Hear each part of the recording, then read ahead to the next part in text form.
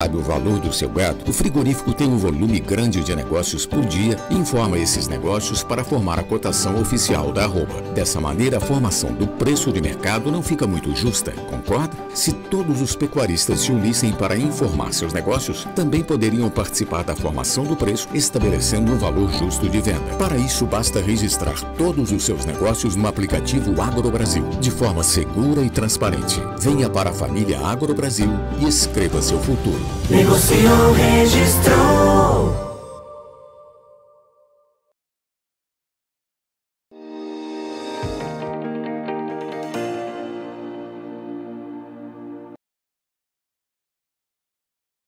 Olá, boa tarde a você que está conosco aqui pelo Notícias Agrícolas, aguardando pelas informações do mercado do boi iniciando a semana. E a gente, óbvio, quer acompanhar, quer entender o que vem por aí.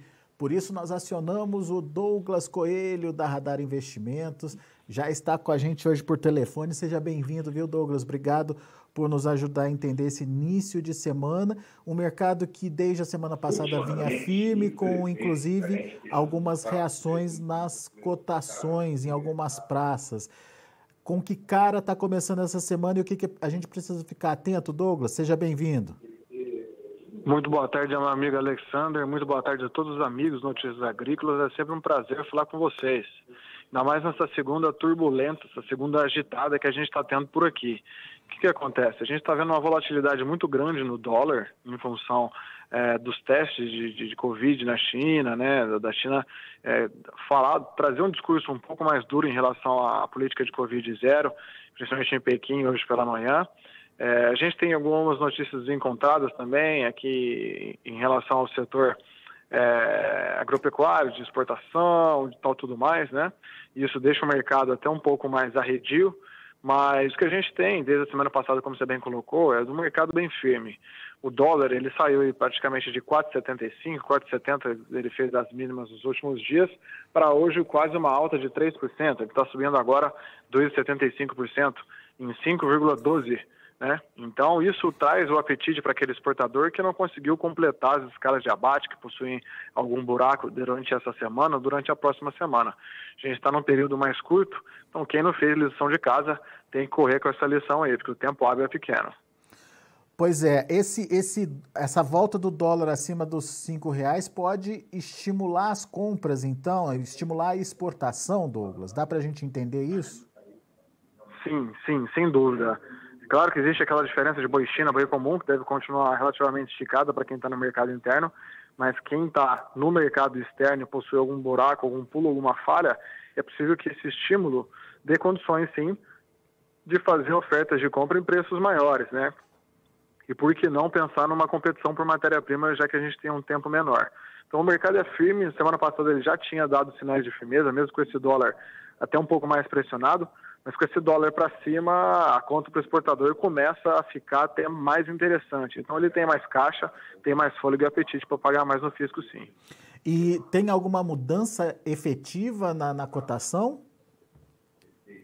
Bom, hoje pela manhã é fato que as indústrias tentam começar a semana um pouco mais calmas, fora das compras, não querem fazer ofertas, né? Mas o que a gente viu é que desde a semana passada os frigoríficos aqui em São Paulo já ofertavam 315, 320 de balcão. Nossa referência aqui na Radar Investimentos estava mais próxima de 316. Hoje deve ficar entre 316 e 318, mas a tendência é mais construtiva, né? Um pouco mais otimista aí, justamente porque as escalas não andaram. Para ficar carne no atacado também fez um fundo e voltou a subir com alguma relevância nas últimas 2 semanas anteriores. E o dólar agora é a cereja do bolo para colocar um pouco mais de força na arroba quando a gente olha para os dias seguintes. Então a gente pode tomar como referência 316 a 318 para arroba em São Paulo, é isso? Exato, exatamente. Essa é uma referência que seria mais justa considerando todo o pool de negócio, né? Tanto o boi China quanto o boi comum. E é claro que os indicadores são ponderados por quem tem mais volume, mais tecnologia, então por isso esse preço. Muito bem. Agora, e você falou de uma recuperação da carne no atacado. Isso voltou para que nível e isso dá fôlego para novas compras aí, Douglas? No começo de junho a gente tinha aí uma carcaça casada ao redor de R$18,90 até abaixo de R$19. Ela veio derivando para cima, né, no dia 3, no dia 6, no dia 7, e hoje a gente tem uma carcaça aí de 19,10, né? Foi uma mudança ligeira, foi 20 centavos, né? Mas mostra, né, que a carne no atacado fez um fundo, né? Então, querendo ou não, dá um apetite maior para o mercado interno também, né? Aquele cenário um pouco mais pessimista, de preços em queda, foi estancado. Então, isso também reflete nos preços de balcão. Quem viu os preços caindo e queria tentar comprar um pouco abaixo dessa arroba, vê que o negócio já está até um pouco mais estancado, então é daí para cima. Conseguem fazer ofertas de compra relativamente estáveis. Se o negócio realmente ganhar atração, houver competição entre os frigoríficos do mercado interno e do externo também, né? Em relação a tempo, o dólar um pouco mais esticado, carne subindo, possível que esse boi, até o boi comum também, tenha um pouquinho mais de força quando a gente olha adiante. Então tá, a demanda está explicada. O dólar voltando, estimulando a exportação, uma demanda interna, obviamente estimulada aí pelo esse início de mês e recebimento dos salários, mas também mudando o patamar de preço da carne no atacado. Mas e como é que está a oferta de animais nesse momento, Douglas? Oferta contida, né? Talvez a gente já esteve um momento mais ofertado aí no final de maio, entre meados e final de maio a gente viu um mercado mais ofertado, no qual a indústria conseguiu avançar até com as escalas de abate. Elas realmente naquele período conseguiram ir para níveis maiores e hoje estão até um pouco mais travadas aí. A gente vê boa parte do pessoal nos frigoríficos aqui em São Paulo precisando completar as escalas do dia 20, do dia 24. Quem está mais confortável está para o dia 1º de julho. Geralmente esses têm parceiros, confinamentos próprios ou confinamentos de parceiros que colocam esses animais na escala todos os dias. Mas assim, a gente tem nessa semana praticamente 2 dias a menos de abate de compra de bovinos também, né? Dia 16 é um feriado, dia 17 o próprio pecuarista, é a vez dele falar que ele está fora das compras, né? Então a indústria segue relativamente com um tempo hábil curto, né? Para completar essas escalas da próxima semana. Então é isso que a gente está vendo nesse momento, né? Uma oferta relativamente contida, já esteve mais ofertada aí no final de maio, mas o próprio período com menos dias, né, para negociação mantém esse fluxo de animais ofertados, esse fluxo de animais disponibilizados mais curto também. Você acha que isso pode dar mais pressão aí nesse movimento de alta? Pode ajudar nesse movimento de alta? Sim, querendo ou não, é um fator de sustentação. A indústria vê esse dólar subir, vê a conta dele, né, da exportação ficar um pouco mais atrativa, a carne parar de cair e a oferta não tem dado vazão nas suas operações, então, sem dúvida, não deixa de ser um ponto de sustentação, sim, né? A oferta sustenta, esse dólar, querendo ou não, traz um pouco mais de apetite. Esse encurtamento das escalas que você citou é específico de São Paulo ou é de forma generalizada? A gente vê em São Paulo, vê um pouco no Triângulo Mineiro e também em Goiás. Nesses 3 pontos tem sido mais misto que frente ao Mato Grosso do Sul, que é bastante uma boiada de pasto, né? Uma pecuária um pouco mais tradicional, e também no Mato Grosso. Mas nesses 3 pontos, né? São Paulo, MG e GO, para a gente está bem nítido. Muito bem. Então temos uma combinação boa aí para justificar uma elevação, ou pelo menos uma melhora aí das cotações em relação da semana passada. Óbvio que a gente precisa ver como vai andar a semana, até por conta do feriado, como você bem destacou aí. Mas a tendência é positiva.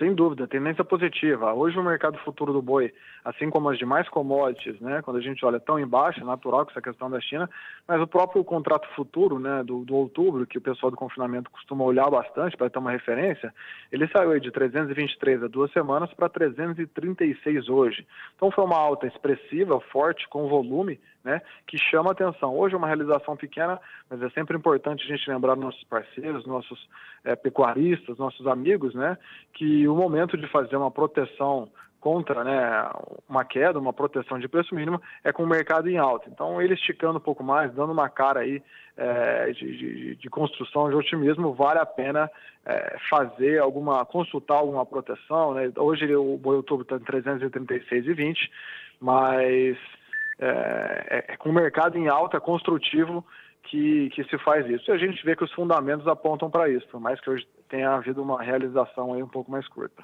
Boa, Douglas. Meu caro, muito obrigado, viu, pela sua participação conosco aqui no Notícias Agrícolas. Volte sempre. Eu que agradeço pela oportunidade mais uma vez. Vocês são de casa, contem conosco. Um forte abraço. Valeu, abraço para você.